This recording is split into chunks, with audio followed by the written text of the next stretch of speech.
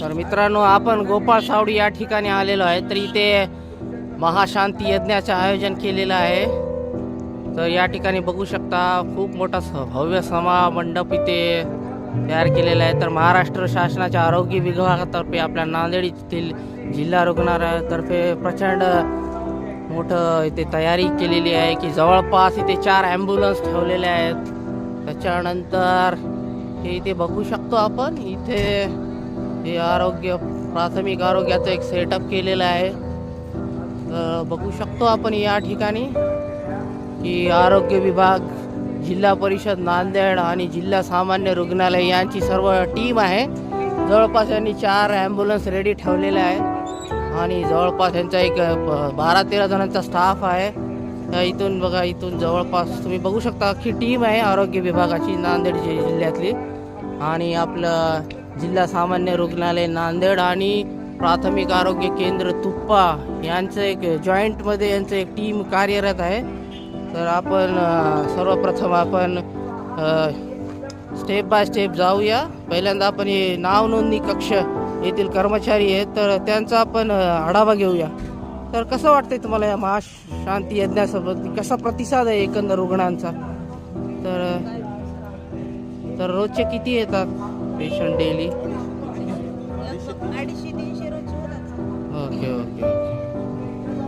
त्यानंतर हे बघू शकता इथे तपासणी कक्ष आहे. तर इथे जवळपास टोटल 6 वैद्यकीय अधिकारी यांची टीम आहे. तर सध्या आपण डॉक्टर गिरीश सूर्यवंशी आणि डॉक्टर जनार्दन टारपे सर यांच्याशी बोलूया.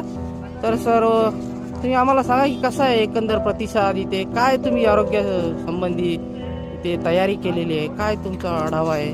2-3 दिवसाचा अनुभव काय? इथे साधारणतः दररोज 250 ते 300च्या दरम्यान रुग्ण तपासणी करत आहोत आणि आम्ही 5 बेड्स ठेवलेले आहेत इमर्जन्सीसाठी. आणि आमच्या ॲम्ब्युलन्स एक 4-5 ॲम्ब्युलन्स सुद्धा 24 आवर्ससाठी ड्रायव्हर्स, डॉक्टर्स तिथे उपलब्ध आहेत. 3 शिफ्टमध्ये म्हणजे 8 अवर्सच्या 3 शिफ्ट आहेत, म्हणजे 8-24 असा 24 अवर्सचं शिफ्ट आहे यांचं.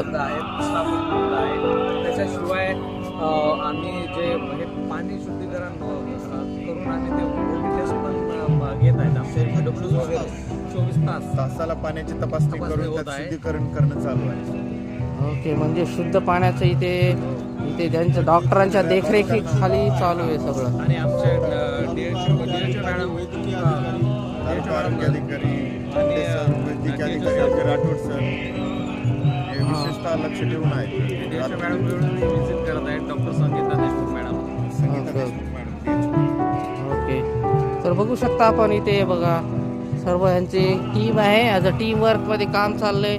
इथे बघू शकता औषधांचं इथे मुबलक प्रमाणात साठा पण आणलेला आहे. इथले आपले फार्मासिस्ट आहेत, ते आपल्याला सांगतील की कोणती औषधे आहेत, काय नाही त्याबद्दल. आपण या कॅम्पमध्ये सर्व प्रकारचे मेडिसिन अवेलेबल करून दिलेले आहेत. उदाहरणार्थ सर्दी, खोकला, संडास, उलटी यापासून ते medical saving, life saving drugs पण आपल्याकडे उपलब्ध आहेत. तसेच BP शुगरच्या पेशंटची मॅनेजमेंट करण्यासाठी पण गोळ्या आपल्याकडे आहेत.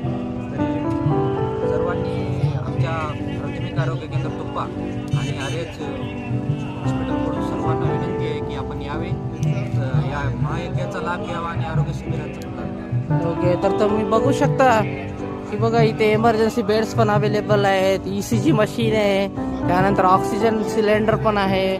त्यानंतर बघा हे प्रॉपर टेम्परेचर मेंटेन करण्यासाठी यांनी व्यवस्थित कंटेनर आणलेले आहेत. हे सगळे त्यांनी ट्रे तयार केलेले आहेत, इमर्जन्सी मेडिसिन्स वगैरे. तर ओव्हरऑल बघितलं तर एक अतिशय उत्तम तयारी केलेली आहे आरोग्य विभाग नांदेड यांनी. तर सर्व भक्तांनी याचा लाभ घ्यावा व येथील आरोग्य यंत्रणेकडे आपण यावं आणि याचा आपण पुरेपूर फायदा घ्यावा.